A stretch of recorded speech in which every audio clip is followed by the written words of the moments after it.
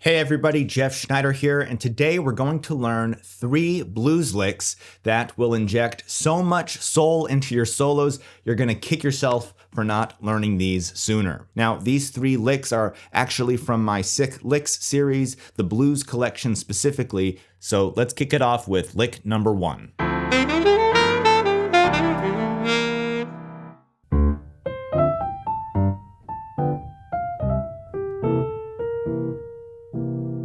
It's a 2-5-1 lick, D minor 7, G7, C7. But the cool thing about this lick is that if you want, you can play it only over the C7. So if you're playing over a blues, for instance, and you don't have that 2-5-1, you can just play this lick on the C7 and it sounds like this.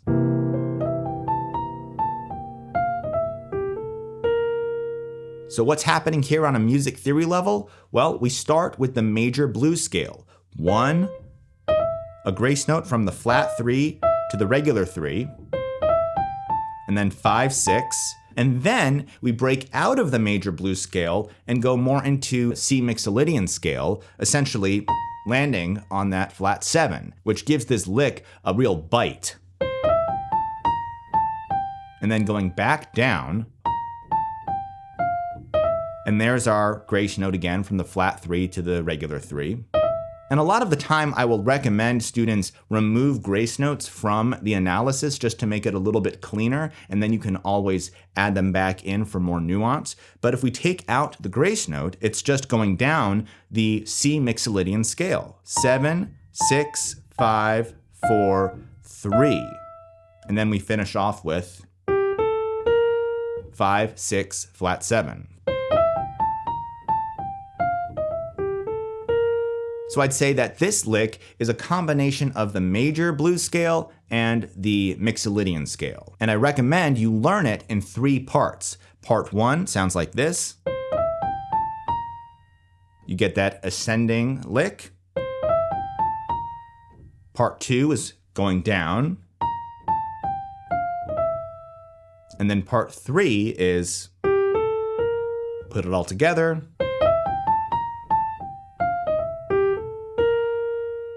So let's go on to lick number 2, but before we do, a quick mention that Friday, May 9th, is National Lick Day. I actually just made that up, but in celebration of this made-up holiday, I'm discounting all of my lick packs, 25% off, including Sick Licks. Links are in the description below, and if you want to purchase one, you can save 25% by entering code LickFest25, and this sale is good through Friday, May 9, which I've declared National Lick Day. Let's celebrate together. All right, on to lick number 2. Sounds like this.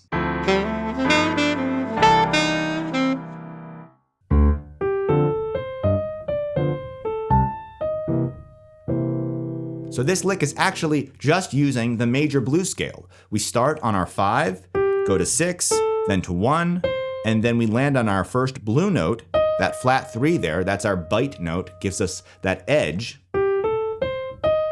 Then we come down, 2, 1, back to the 6, and then we jump up the octave to the 6 up there, and then come down to the flat 3 to the 1. I love that ending part. This is such a bluesy sound. It's kind of like a diminished triad. A lot of tension there, a lot of bite, a lot of soulful bluesiness packed into just 3 notes. That alone is a really cool lick to learn, but altogether it sounds like this. And again, you can play this one only over the C7 if you want. You don't have to play it over the full 2-5-1. It sounds like this. In fact, if you're playing on a blues, you could play this on the 4 chord as well. Let's say you're playing C blues, you play an F7 chord underneath, it sounds like this.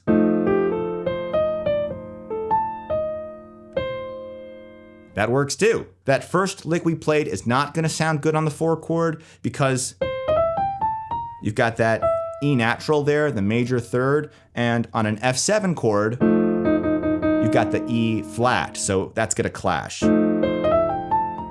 It's not terrible, but it doesn't sound as good as this second lick does on the 4 chord.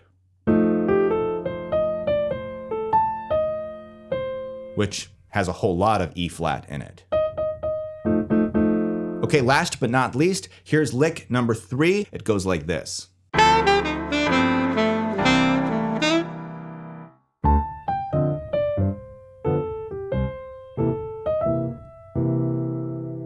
Okay, so we've got some more grace notes in there, but primarily it is the major blues scale. We go down from that 6,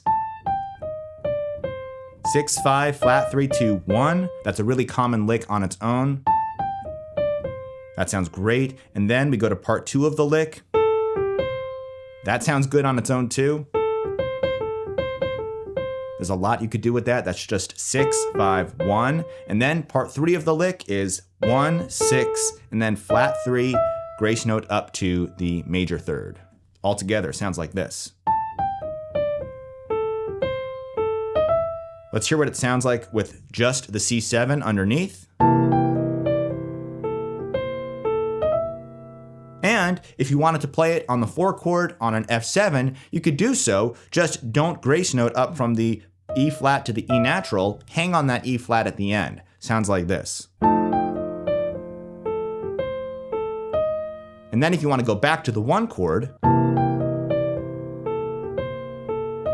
you can release up to the major third and you get a nice motivic development there as well, where you're using virtually the same material, but just changing the notes ever so slightly to fit the chords, which is essentially what making the changes is. You develop your ideas by building on them horizontally while making sure everything lines up vertically with the chord changes as well. For now, work on these 3 licks, and if you want to learn more, make sure to use my discount code LICKFEST25 to save 25% on all of my lick books through May 9, National Lick Day, and let's make it a thing. For now, if you want to check out another video, you can click right over here. I'll see you over there, and thanks for watching. Bye-bye.